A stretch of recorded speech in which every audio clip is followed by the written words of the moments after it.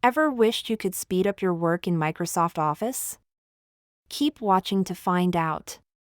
In the next few seconds, you'll learn essential keyboard shortcuts to save time. First, let's start with Microsoft Word. Press Ctrl plus C to copy text and Ctrl plus V to paste it. Need to undo an action? Just hit Ctrl plus C. Now, for Microsoft Excel. Use Ctrl plus Shift plus L to apply filters quickly. Ctrl plus arrow keys help you navigate data efficiently. Moving on to PowerPoint. Press F5 to start your presentation from the beginning. Ctrl plus M adds a new slide instantly. These shortcuts can make your work seamless and efficient. Like what you see.